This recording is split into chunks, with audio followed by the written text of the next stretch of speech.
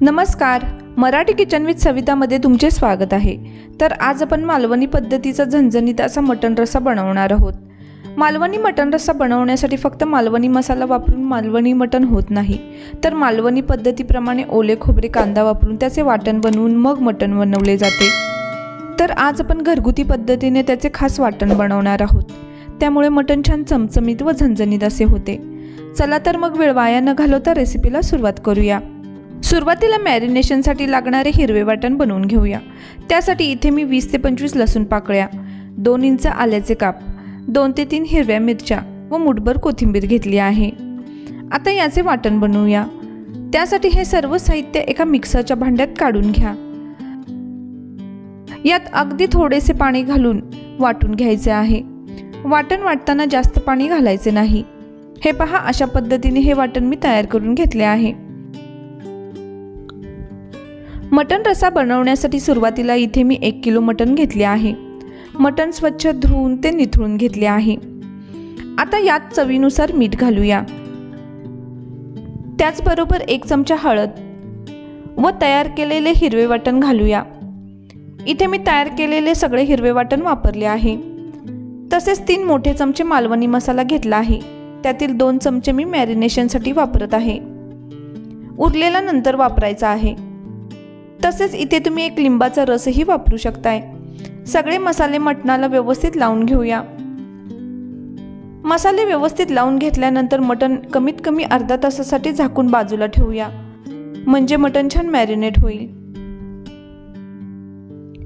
आता यानंतर मटण मॅरिनेट होतंय तोपर्यंत आपण रश्श्यासाठी लागणारे वाटण तयार करूया। त्यासाठी एका पॅनमध्ये 1 चमचे तेल घालूया। तेल थोडेसे गरम झाले की यात 2 मध्यम आकाराचे कांदे घालायचे आहेत। कांदा असा उभा पातळ चिरून घेतला आहे। आता हा कांदा मध्यम आचेवरती फ्राय करून घेऊया। कांदा चांगला हलका तांबूस रंग येईपर्यंत भाजून घ्यायचा आहे। जास्त सोनेरी किंवा ब्राऊन करायचा नाही। अगदी 5 ते 6 मिनिटात कांदा छान भाजला जातो। हे पहा, कांदा इतकाच भाजायचा आहे। आता यानंतर यात 1 कप मी ओले खोबरे घालत आहे। खोबरे मी किसून घेतले आहे। इथे मी मध्यम आकाराचा पूर्ण नारळ वापरला आहे। साधारण 1 मोठा कप किसलेले खोबरे आहे। आता हे ओले खोबरे चांगले सोनेरी रंग येईपर्यंत खरपूस भाजायचे। 10 ते 15 मिनिटे लागतील हे खोबरे भाजण्यासाठी। मालवणी जेवणात भरपूर ओल्या खोबऱ्याचा वापर केला जातो, त्यामुळे त्या पदार्थाची चवही खूप वाढते। हे खोबरे छान असे खरपूस भाजून घेऊया। तुम्ही पाहू शकता खोबरे छान खरपूस असे भाजले आहे। आता यात 1 इंच आल्याचे काप व 7 ते 8 लसूण पाकळ्या घालूया व आणखीन मिनिटभर हे परतून घेऊया।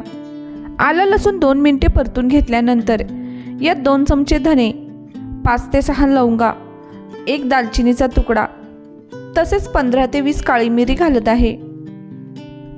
आणखीन 1 ते 2 मिनिटे हे मसालेही परतून घेऊया। वाटणाचे सर्व साहित्य मी मीडियम फ्लेमवरतीच परतून घेतले आहे। तुम्ही पाहू शकता कांदा खोबरे छान खरपूस व सोनेरी भाजले आहे। आता गॅस बंद करून हे सर्व साहित्य थंड होऊन द्यायचे आहे। भाजलेला कांदा खोबरे चांगले थंड झाले की मिक्सरच्या भांड्यात काढून घेऊया। आता यात अगदी थोडे पाणी घालून याचे बारीक वाटण तयार करूया। हे पहा, मटणासाठी लागणारे वाटण तयार झाले आहे। आता मटण बनवायला घेऊया। त्यासाठी इथे मी कुकर घेतला आहे। यामध्ये 2 ते 3 मोठे चमचे तेल घालूया। तेल चांगले गरम झाले की यात 1 मोठा कांदा बारीक चिरून घालायचा आहे। आता हा कांदा छान सोनेरी होईपर्यंत परतून घ्यायचा। कांदा परतताना गॅस मीडियम ठेवायचा।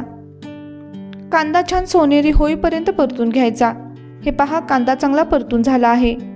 आता गॅस लो करून यात 1 चमचा मालवणी मसाला व रंगासाठी 1 चमचा काश्मीरी मिरची पावडर घालत आहे।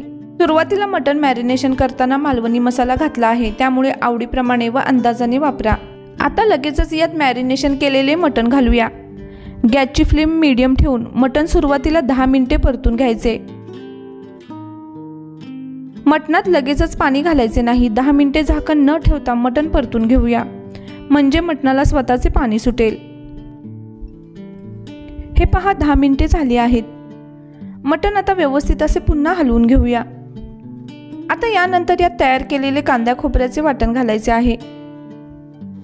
इथे मी तयार केलेले सगळे वाटण वापरले आहे।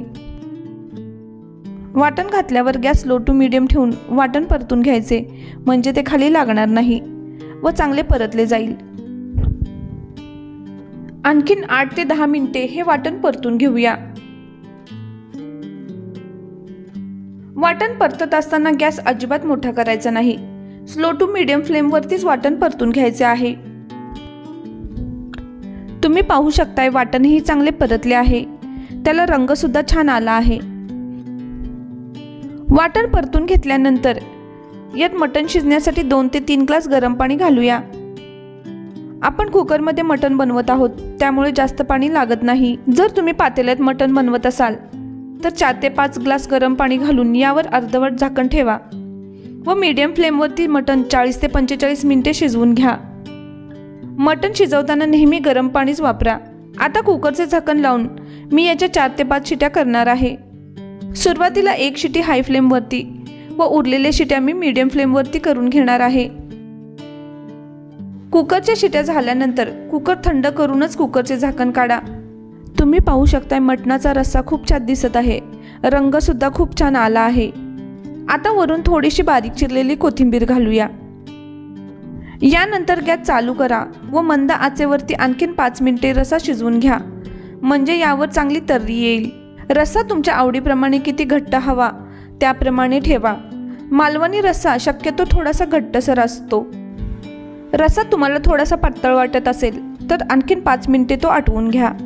तर तयार आहे झणझणीत चमचमीत मालवणी मटण रस्सा। अगदी अप्रतिम चवीचा झाला आहे। मटणही मऊसर असे शिजले आहे। हा मटण रस्सा तुम्ही कोंबडी वडे किंवा तांदळाची गरमागरम भाकरी सोबत खाऊ शकताय। ही आजची रेसिपी तुम्ही जरूर ट्राय करा।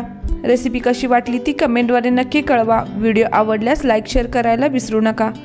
चॅनेल अजून सबस्क्राईब केले नसल्यास सबस्क्राईब करा व सोबतचे बेल आयकन सुद्धा प्रेस करा। मराठी किचन विथ सविताला इंस्टाग्राम व फेसबुकवर सुद्धा फॉलो करा। पुन्हा भेटूया अशाच एका नवीन रेसिपीसोबत। धन्यवाद।